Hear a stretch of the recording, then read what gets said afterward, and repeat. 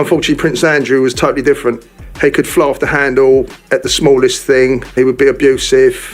He would shout, he would swear. Andrew Mountbatten Windsor's embarrassing conduct has finally been exposed, and the details are far worse than most people imagined. People who attended private parties, royal gatherings, and country house weekends years ago are now speaking openly about what they went through.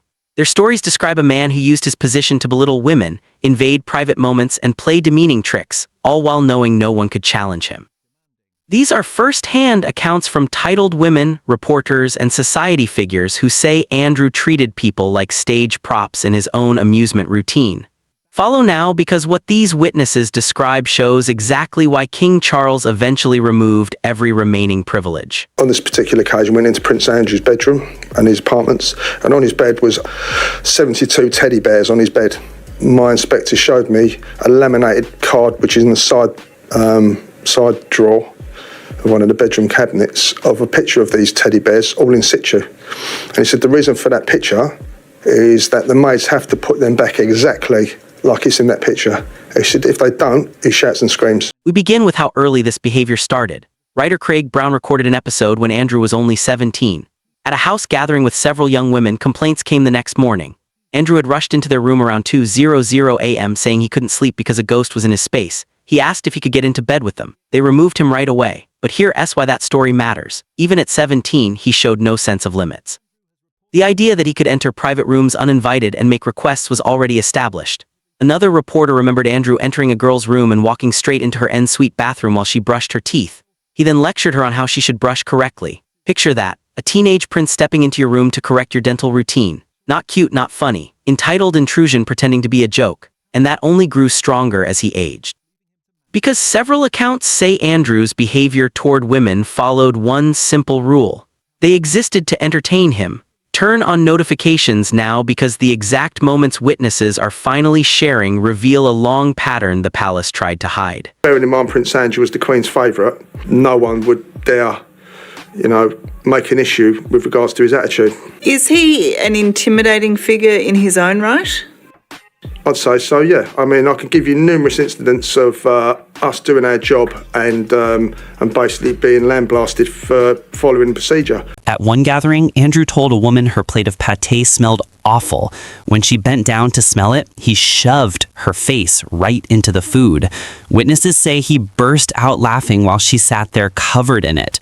Another woman said she woke up to Andrew pointing a fire extinguisher at her face. She later learned he'd done the same thing in other rooms. In his mind, the shock was worth the fear. These weren't friendly pranks. These were dominance games carried out by someone who knew people around him couldn't complain without fallout. Several guests spoke about what they called his sudden checks. Andrew would roam halls during house weekends, pushing open doors with lights still on. One socialite said he opened her door, looked her up and down, and announced he was browsing for entertainment. He would lose his temper and start shouting it. And they're only young maids, they're only young. You're talking 18, some of them, and they've come down from different parts of the country, and they're living in flats within Buckingham Palace. So they're only kids. And to have to deal with someone like that who's verbally abusive and shouting is not right. Andrew created games meant purely to embarrass others. Toy train races through formal rooms, a fruit passing activity that forced uncomfortable closeness, and the mustard trick where people clapped hands with a tube between their palms, splattering mustard all over their faces. These weren't witty moments. They were childish jokes pulled on people who didn't feel free to respond. But here's where his behavior became a global embarrassment. In 1981, the Queen rewarded him with a trip to Egypt. President Anwar Sadat lent him the presidential plane. It was supposed to be a smooth goodwill visit. Instead, reports claim Andrew spent time focusing on another guest's wife. At a party among Egypt's elite, one source says he jumped into the pool with his clothes on and dragged a hostess in with him. She came up soaked and ashamed, while Andrew thought it was hilarious. This was a royal on an official trip representing Britain. If you haven't subscribed, do it now, because these patterns explain his current fall from grace. He was just rude, arrogant. His sense of self-entitlement was breathtaking. Police officers having to retrieve his golf balls in the back garden. What's that all about? So he treated staff, in a demeaning manner. One of the most notorious stories involves broadcaster Tanya Breyer. In 1992, witnesses said Andrew walked behind her at a society function and pulled her dress zipper down in front of everyone without permission, just to entertain the crowd.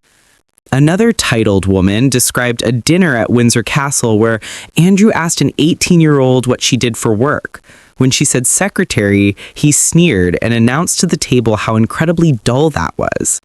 Friends said he was awful to sit near at meals because his jokes were crude and usually centered on women's underwear. Epstein described Andrew as the only person he's found that's more perverted than I am. He called him the king of kink. Writer Andrew Looney said, Andrew had a very immature personality and acted this way to provoke reactions. But these weren't harmless attempts at getting attention. They were insults delivered from extreme privilege. Many of the people targeted were young women and staff who couldn't speak up without risking their positions. For years, the monarchy defended him or ignored complaints, and Andrew became more confident, more certain he could act however he wanted. That belief has now collapsed. On November 6, King Charles removed all his remaining titles. This came after Virginia Giuffre's autobiography and a growing belief that Andrew would never return to royal duties. These accounts show the Andrew we see today isn't new. The warning signs were always visible, the behavior was always noted, the concerns were always brushed aside. Andrew Mountbatten Windsor is no longer styled His Royal Highness. He no longer carries a title. Soon he may not even stay at Royal Lodge. But these stories show a deeper reality. For years, Andrew acted in ways that belittled and embarrassed others, often women, because he believed he'd never face consequences. He was correct until he wasn't. So here's what I want to know. Should more witnesses speak out openly? Should the palace have stepped in decades earlier? And what does this say about the system that protected him for so long? Comment below, hit subscribe, and turn on notifications, because as more people speak, the full scale of Andrew's behavior is still surfacing. And while these stories uncover his past, his present is just as troubling. He's now demanding full staff, wider property access, and long-term financial support from King Charles. Click the video shown to see how a man who treated others this way now expects the institution to sustain him.